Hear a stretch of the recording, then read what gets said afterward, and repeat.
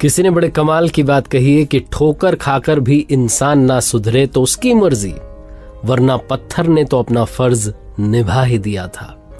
नमस्ते दोस्तों, मैं हूं आरजे कार्तिक। एक बड़ी छोटी सी कहानी एक पक्षी की जो रेगिस्तान में बहुत बुरे हाल में जी रहा था। उसके पंख जो थे वो भी गिर चुके थे। एक ऐसी जगह पर था जहां ना पीने के लिए पानी था, ना वो उड़ करके कहीं जा सकता था, ना कुछ खा सकता था। ऐसा लग रहा था जैसे अपनी अंतिम सांसें गिन रहा था। तभी उसने आसमान में से उड़ते हुए गरुड़ जी को देखा। भगवान विष्णु जी की सवारी गरुड़ जी। आवाज लगाई, प्रार्थना की, मेरी पुकार सुनिए। गरुड़ जी आए, उन्होंने पूछा कि क्या हाल हो गया। तो उसने कहा बस भटकते भटकते आ गया था, अब यहाँ पर परेशान हो रहा हूं। मैं यहाँ से उड़ करके भी कहीं नहीं जा सकता, मेरे पंख नहीं बचे।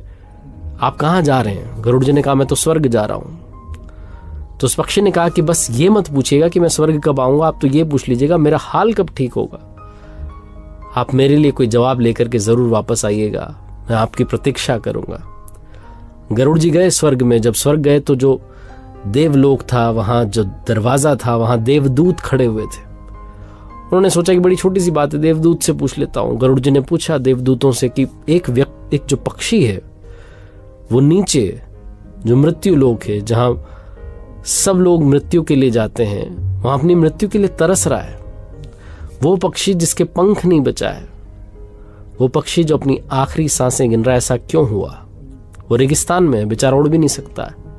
देवदूतों ने कहा कि वो अपने जीवन में जो कर्म किए थे उसका फल भोग रहा है। बहुत क्रूर व्यक्ति था, अब इस जन्म में पक्षी बन गया है। जो पुराने कर्मों का हिसाब था, पाप थे, वो सब अब भुगत रहा है।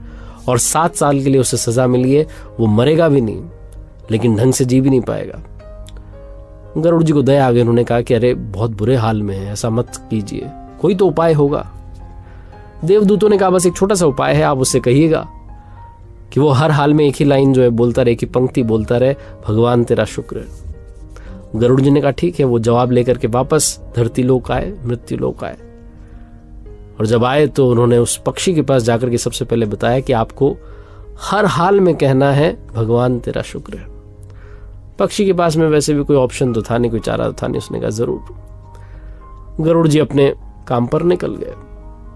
7-8 दिन के बाद जब वापस वहां से निकल रहे थे तो उनकी नजर पड़ी उसी रेगिस्तान पर। वहां छोटे छोटे पौधे उगाए थे, एक छोटा सा तालाब था पानी से भरा हुआ, और वो जो पक्षी था उसके भी पंख निकल आए थे, छोटे छोटे पंख निकल आए थे। गरुड़ जी को बड़ा आश्चर्य हुआ कि कमाल हो गया, 7 साल की सजा थी, 7 दिन हुए अभी तो।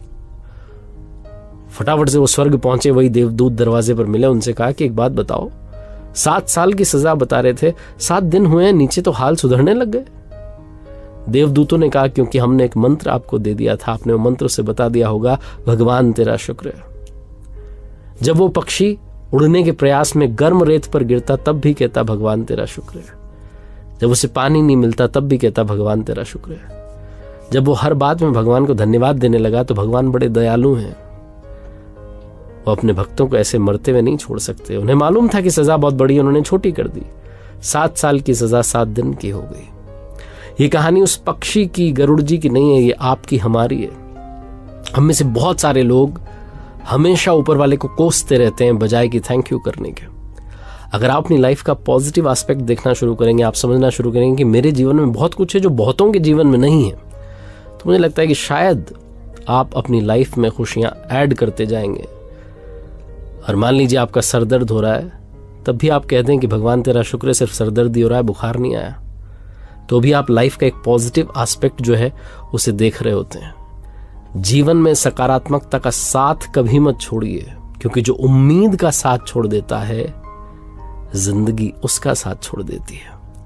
एक बार फिर से वही बात जो अक्सर आपसे कहता हूं, ऊपर वाले के आशीर्वाद, अपनी मेहनत अपनों के प्यार के साथ कर दिखाओ कुछ ऐसा कि दुनिया करना चाहे आपके जैसा। देखते रहिए हर सोमवार सुबह 9:30 बजे मेरे साथ एक नई कहानी, और हर शुक्रवार सुबह 9:30 बजे लर्निंग सीरीज का एक नया वीडियो।